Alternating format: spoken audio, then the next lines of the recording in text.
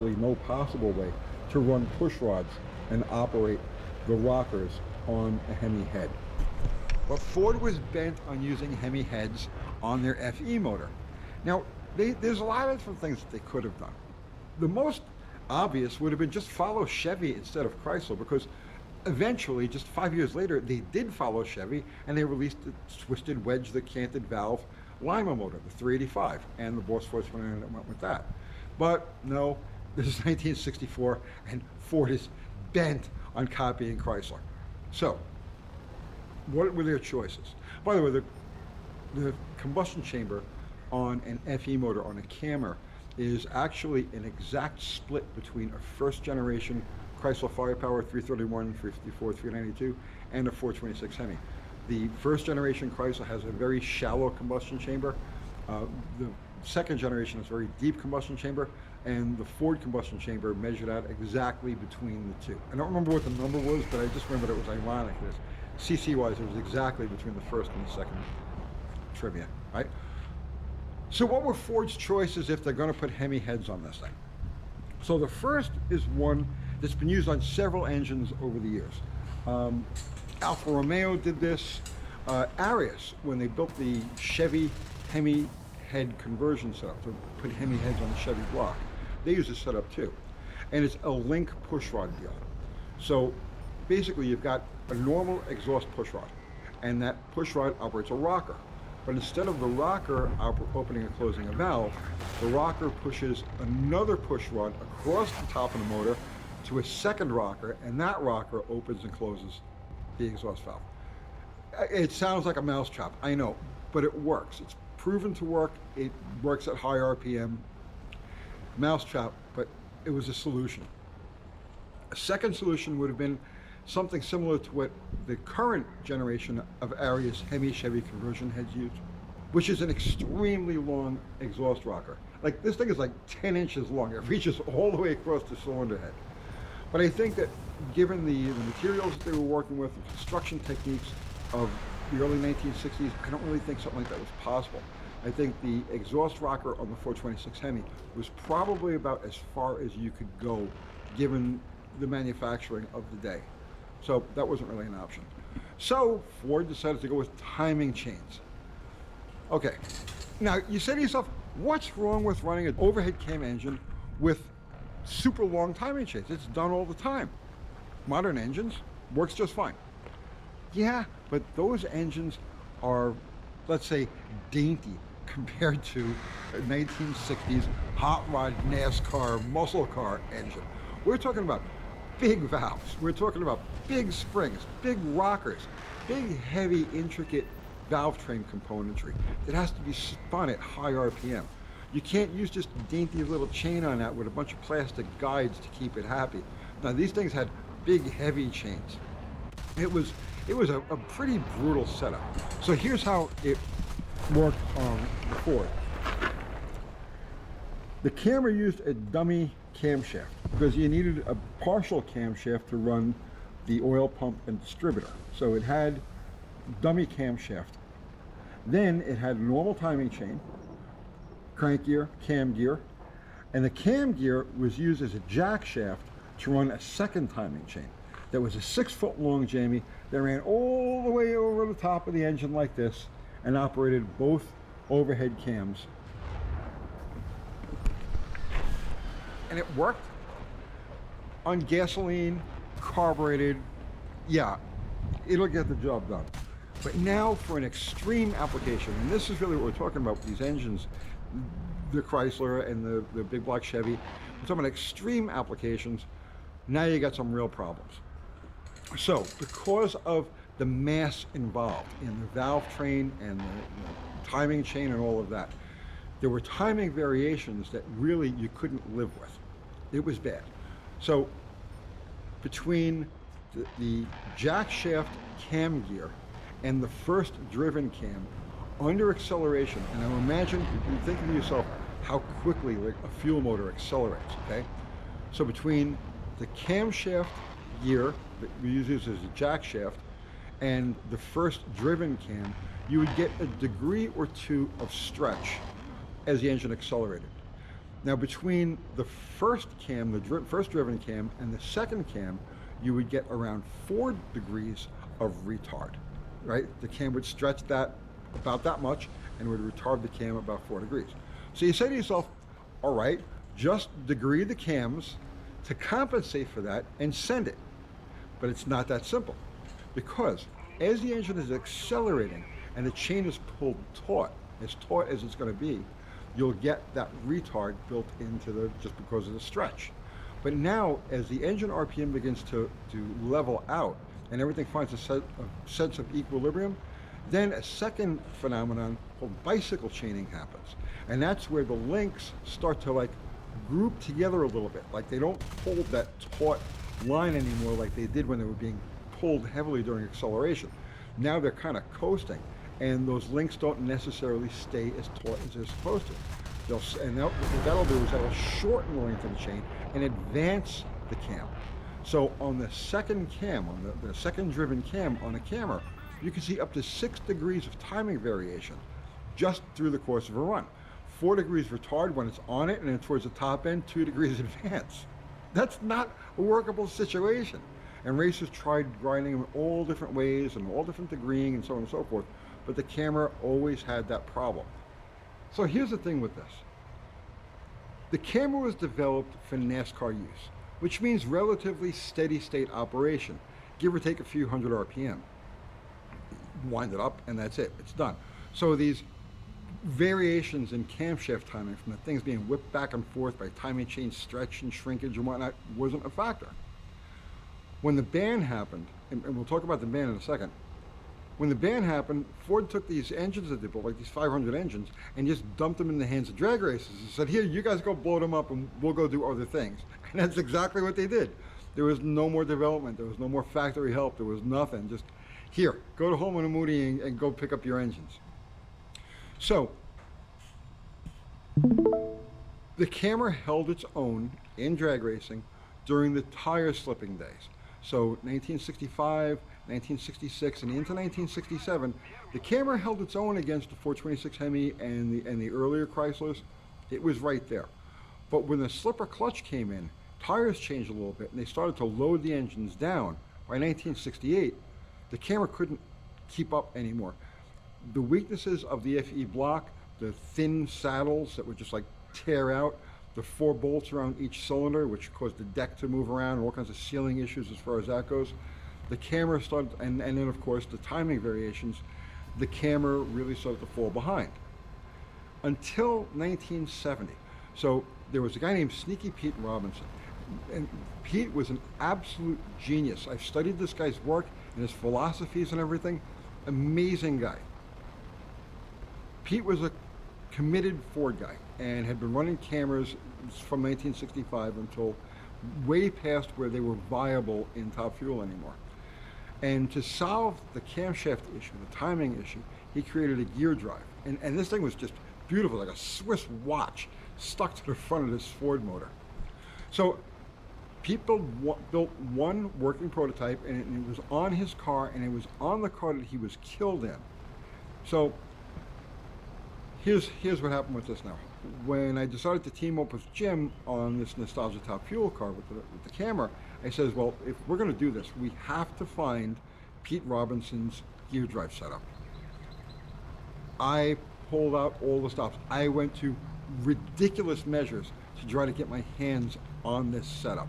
Nobody knew what happened to it. It could have ended up in a barn someplace, or what happens a lot of times with racers when they're killed in a car, the car gets buried behind the shop. But I moved heaven and hell to try to find this engine or leads to this engine, and I came up with nothing. Because it would have been so much easier to just copy what he had than to try to create our own. But that's all besides the point. That was the fix for the timing variations, but you couldn't fix the other shortcomings that were built into the FE block.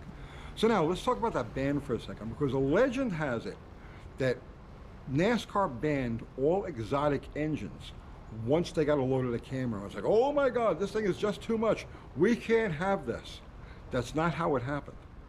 So 1964, NASCAR allowed Chrysler to use the 426 Hemi because it was based on a production block.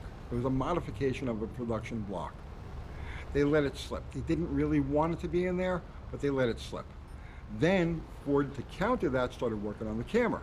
And a lot of people say, well, the legend is that once NASCAR got a look at the camera, they were like, no, no more of this. It wasn't the camera. It was actually a second Chrysler engine that was an answer to the camera before the camera was ever even actually released. And this was known as the Doomsday Hemi. So this was an actual engine. I did a video on it several years ago, held the parts in my hand. I know it exists. This was a dual overhead cam, 4-valve per cylinder Hemi, based off of the 426 Hemi block, and it used a timing belt, a really big timing belt, instead of the chain to make up for the variations that they may encounter during the course of racing.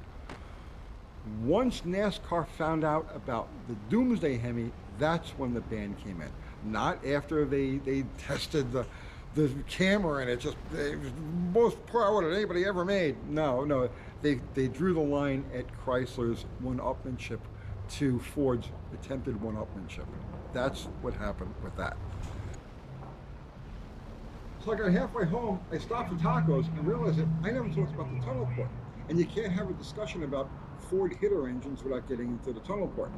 We'll insert this someplace between the camera and the Boss 429, which is where the tunnel port fits.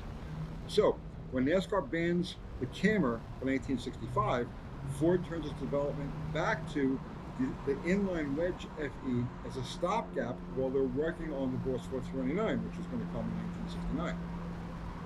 So what they do is they take the regular Ford FE head, and if you're not familiar, the Ford FE head is a weird thing. More typical Ford weirdness, okay? It's really half a head casting, and the other half of the head casting, like the top half of the valve cover gasket, is in the intake manifold. Ford's better idea, right? Ford had fever dreams. There weren't better ideas. They were fever dreams. So, what they do is they enlarge the size of the intake port. They make it huge, round, and they stick the push rod tube. There's no room for push rod anymore. Right smack dab in the middle of the intake port in the manifold.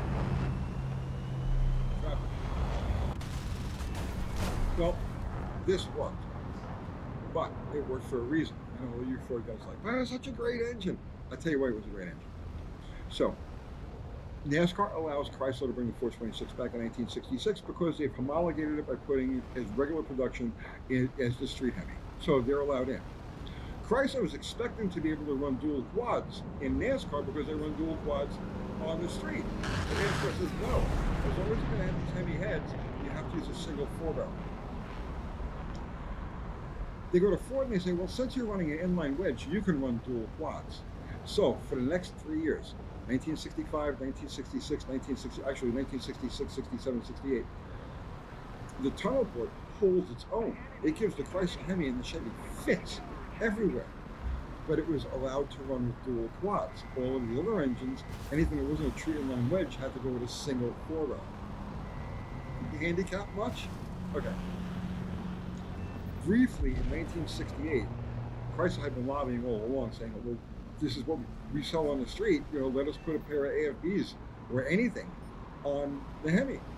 So NASCAR relented just a little bit and he says, all right, go ahead. So for 1968, early 1968, like during testing, maybe up to Daytona, the Chryslers were allowed to use a dual quad intake manifold. This is a special dual quad intake manifold that has carburetor spacing about 2 inches wider apart than it does on the conventional street Hemi manifold. That was to accommodate the Holley carburetors. I'm trying to do this fast before my tacos come out. So they tested with this. The Hemi was light years ahead of the tunnel port using the same basic carburation. So then NASCAR says, no, back to the single 4-barrel for you. And that's where the Dominator came from. Dominator, Holley. That's another story. Okay, my tacos are coming. So that was the end of the line for development on the camera. And by 1971, 1972, they had pretty much disappeared from drag racing. All of the various flaws, you know, the weak main saddles and cylinder head sealing issues, and of course the cam and all of that other stuff, it just wasn't a practical engine to use. So it was done. But its replacement, Ford's replacement for it, was already in the pipeline. the Boss 429. But before we talk about the Boss 429, we got to talk about the engine that it was based off of, which is the Lima engine, the 385 series. So, what Chevy did is essentially copy the big block Chevy. The deep skirt from the FE was gone, and they went with the normal pan rail like this. And, I mean, really, for all intents and purposes, they copied the big block Chevy. They made some improvements, especially in bore size.